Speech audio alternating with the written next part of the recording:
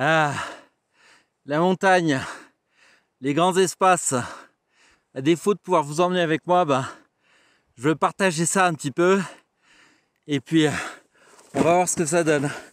Alors, c'est parti. Ça va, ça va, ça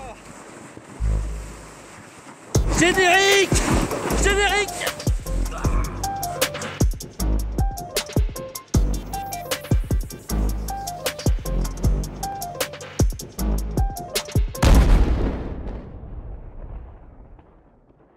Bonjour à toutes et à tous, bienvenue dans cette vidéo querelle un petit peu particulière. Il paraît que sur YouTube, il faut toujours garder le même décor et cultiver les habitudes de ses viewers. Décidément, chez Querelle, on fait tout à l'envers, on est plusieurs, chacun son style, plein de vidéos différentes. Et finalement, tout ce qu'on veut, c'est parler de cinéma. Donc voilà, c'est la démarche Querelle, c'est différent, tant pis pour le DIMAT, comme on dit. Toujours est-il qu'aujourd'hui, je vous reçois dans ce chalet, comme j'ai fait pour les lives ces derniers jours, pour vous parler d'une actualité, puisque aujourd'hui, c'est le lancement de l'onglet Star chez Disney. Objectif annoncé, proposer des programmes adultes aux spectateurs de Disney+, les parents qui n'auraient pas assez à manger sur le Disney+, classique.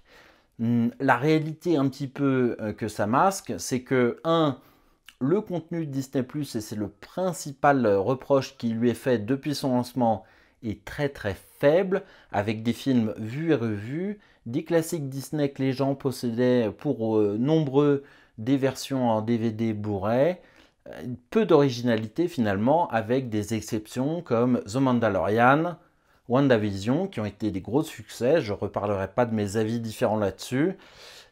Voilà, donc il y avait un vide et il fallait étoffer. Bon, ça tombait bien. Disney, ayant racheté la Fox, possédait désormais un catalogue énormissime de films. La limite de Disney+, c'est l'image justement Mickey, tout ce qui va avec, l'aspect familial, bon pour les enfants. Donc Disney a une tendance à vouloir avoir cette image totalement lisse et qui n'offre aucune prise à la réseaux sociaux fachosphère qui dit que dès qu'on dit quelque chose sur quelqu'un, c'est forcément mal et qu'il faudrait ne rien dire sur personne. Donc je prends l'engagement devant vous, vous pouvez dans les commentaires ou sur nos réseaux sociaux vous moquer des chauves, des gros, des mecs à gros nez.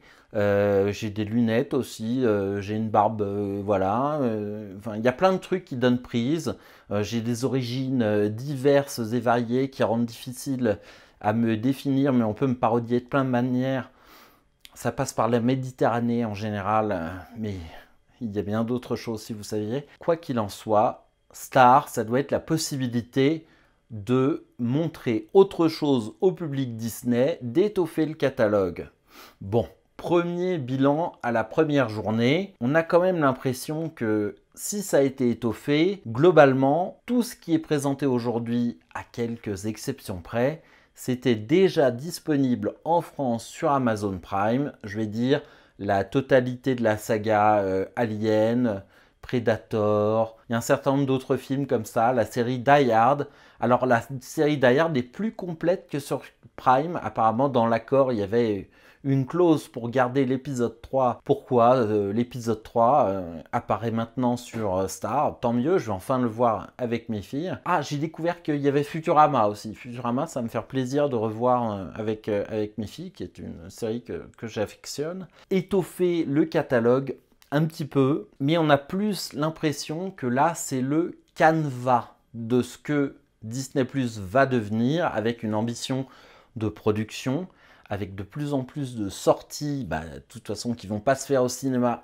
et qui vont se faire sur Disney+, avec l'abandon progressif du support physique qui se dessine, c'est-à-dire que si vous avez des Blu-ray de Disney, ça va peut-être devenir des Blu-ray ultra collector, puisqu'on n'aura bientôt plus accès à Disney que par le streaming, ce qui est fâcheux en ce qui me concerne, puisque le streaming n'apporte pas la même qualité qu'un Blu-ray. Bon, DVD, ça se discute plus largement, mais en tout cas, un Blu-ray, c'est meilleur parce qu'il y a un nombre de bitrate plus important qui passe et il y a beaucoup moins de compression. Et on a beau annoncer de la HD ou même de la 4K, je ne suis pas sûr sur Disney+, c'est pas du tout la même chose. C'est-à-dire que la 4K streaming est moins bonne que le Full HD Blu-ray directement sur votre vidéoprojecteur ou votre téléviseur. Donc voilà, il y a un autre aspect, c'est l'aspect stratégique commercial qui a été appliqué ces dernières semaines. Et là-dessus, vous avez peut-être vu passer un petit peu partout des publicités qui vous encourageaient à vous abonner pour un an à Disney+, parce que c'était 69,99 €, puisque l'abonnement allait augmenter avec l'arrivée de Star et que, par conséquent, il valait mieux s'engager pour un an et économiser si on voulait voir tout ce qu'il allait y avoir. Bon, je l'ai fait, j'ai pas... Voilà, c'est parce que c'est aussi pour querelle, hein, parce que personnellement, je vois bien les limites de ça. Est-ce que c'est une super affaire? Je maintiens que pour l'instant, le rapport qualité-prix, c'est Prime. Après, Netflix a une offre plus diverse, plus riche. Mais on a quand même lieu de se poser la question si Disney est en train de réussir ou pas. Il a des produits forts, il a des produits stars avec Mandalorian auparavant, maintenant WandaVision, et puis vont se succéder un certain nombre d'autres programmes qui vont sûrement marcher à défaut peut-être de provoquer autant de surprises ou d'avoir de la qualité, mais ils travaillent quand même, en tout cas ils font des efforts. Donc ça se voit dans la production, le production design est assez chouette. Après, est-ce que ça va nous produire des choses vraiment intéressantes? Moi, je suis plutôt toujours dans l'expectative avec Disney+. Je pense que si vous n'êtes pas abonné aujourd'hui et donc si vous n'avez pas bénéficié d'un tarif amélioré, vous pouvez passer votre chemin. Si je ne m'étais pas réabonné dans un moment de faiblesse, je pense que je serais resté dans la situation d'attendre que Falcon soit passé complètement pour tout voir d'un coup. Bon, mais comme on sera peut-être amené à en parler sur Querelle, voilà, je voulais être au fait. En tout cas, suivre l'actualité, peut-être partager avec vous. Pour moi, il n'y a pas d'urgence à s'abonner à Disney+. Et Star ne change pas la donne. J'ai vu des articles de presse qui disent le tueur de Netflix. Je pense que c'est très putaclic. D'ailleurs, est-ce que je vais faire ça sur ma miniature? Peut-être que je devrais, parce que je ne pense pas que Disney+ soit de taille pour l'instant à rivaliser avec Netflix.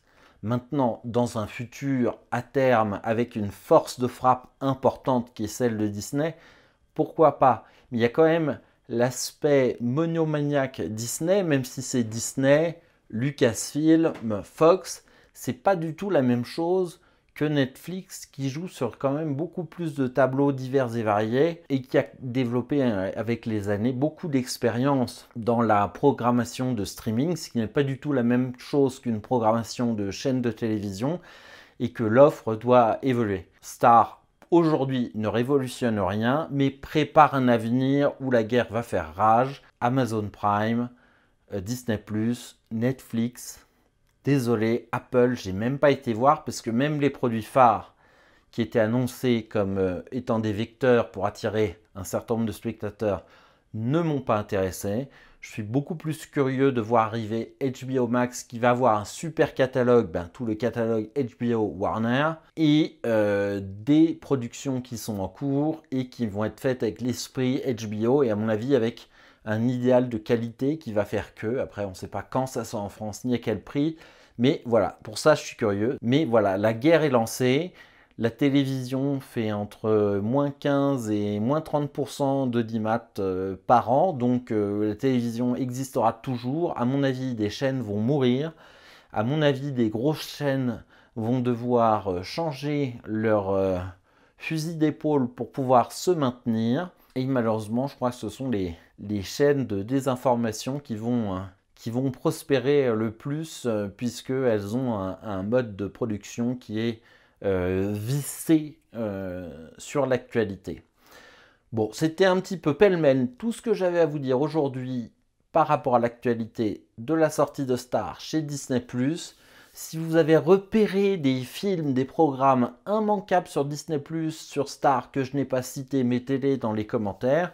On en reparlera. Peut-être que dans les prochains lives d'ailleurs, dans le chat, on échangera sur ce sujet parce que c'est quand même un sujet d'actualité qui nous intéresse.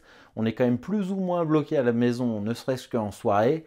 Donc voilà, je vous fais une grosse bise à tous. Je vous remercie de suivre la chaîne. Si vous n'êtes pas abonné, abonnez-vous, cliquez, mettez le like, mettez la cloche. Promis, les vidéos vont s'espacer et on va faire monter la qualité. On ne va pas vous étouffer de notifications. Parlez de la chaîne autour de vous si vous avez des amis dans votre entourage, la famille qui apprécient, qui aiment le cinéma et qui aiment suivre cela.